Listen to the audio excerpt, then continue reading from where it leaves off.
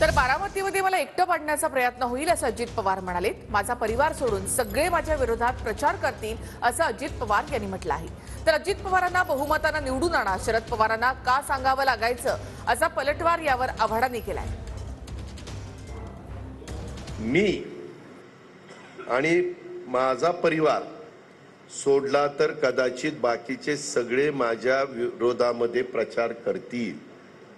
मला एवढंच सांगायचं आहे, बाकीचे सगळे घरातले माझ्या विरोधात गेले तर हे सगळे माझ्या बरोबर। आणि त्यामुळं मी काही त्याच्यामध्ये आपण त्यांना कुणाला विनंती करायची ते करू, प्रत्येकाला व्यक्ती स्वातंत्र्य आहे, प्रचार करायचं स्वातंत्र्य आहे, पण एवढं इतरांच्या करता करू, जीवाचं रान करून कसं एकटं पाडण्याचा प्रयत्न काही जण करतात ते बघा। असं आहे की लोकशाहीमध्ये कोणीही हारू शकतं, कोणीही जिंकू शकतं।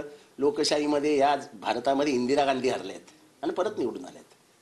लोकशाहीची बेरीज असती आहे, म्हणून कोणाला अहम असू नये की माझ्यामुळे निवडून आलात। तुम्ही 91 साली कोणामुळे निवडून आलात? कोण होतात तुम्ही?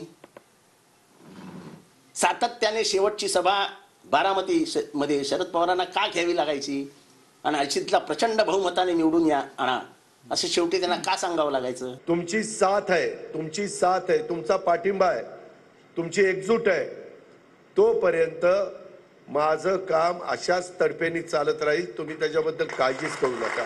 मी पुन्हा सांगतो की काही जण थोडंसं भावनिक करण्याचा प्रयत्न करतील। भावनिकनी रोजीरोटीचा प्रश्न सुटत नाही, भावनिक होऊन काम होत नाही। काम तडफेनीच करावी लागतात, जोरकसपणे करावी लागतात। तुम्ही मला दिलं नाहीत तर मग मी माझा तुमच्याशी संबंध तोडून टाकीन, हे ब्लॅकमेल करू नका ना, हे धंदे बंद करा। घाबरता काय? निवडणुकीला सामोरे जाताना सांगायचं की लोक हो, तुम्ही निर्णय घ्या, तुम्हाला काय वाटेल ते वाटतं ते करा, पण मग मी परत येणार नाही बारामतीत आणि माझा आणि तुमचा संबंध संपला। हे ब्लॅकमेल कशाला करायचं? मोठे मोठे गुंतवणूक उद्योजक, परदेशी गुंतवणूक, परराज्यातली गुंतवणूक हे होण्याच्या करता जे इन्फ्रास्ट्रक्चर असेल ते इन्फ्रास्ट्रक्चर आपल्याला इंदापूर, दौंड, बारामती, पुरंदर ह्या सगळ्या भागामध्ये, भोरवेल्ला, मुळशी या भागामध्ये निर्माण करायचंय। आणि तेवढी आपली क्षमता आहे, तेवढी आपली ताकद आहे, तेवढा आपला आवाका आहे, तेवढं वरवर आपण राजकारण करत नाही, नुसत्या सेल्फी काढत आपण फिरत नाही, आपण त्याच्या संदर्भामध्ये कामच करून त्या बाबतीमध्ये दाखवतो। नुसता माणूस व्यक्ती निवडून देऊन काम न करता नुसतं पार्लमेंटमध्ये भाषण केल्यावर प्रश्न सुटत नाही। पार्लमेंटमध्ये भाषण करून मी आता जर इथं न येता मी मुंबईमध्ये बसून भाषण करून उत्तम संसदपटू म्हणून किताब मिळवला असता आणि इथं काम बघितलीच नसती तर काम झाली असती। तुम्ही ते सेल्फी काढता सांगितलं ना, त्याला सुद्धा हिम्मत आणि आपलेपणा लागतो।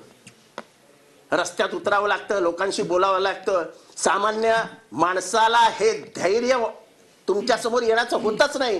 तो सामान्य माणूस आपलेपणाने ताईंच्या बाजूला उभा राहतो आणि फोटो काढून घेतो। हा तुमच्यातला तुसडेपणा आणि ताईंमधला आपलेपणा हा महाराष्ट्र सुव्यवस्थित ओळखून आहे।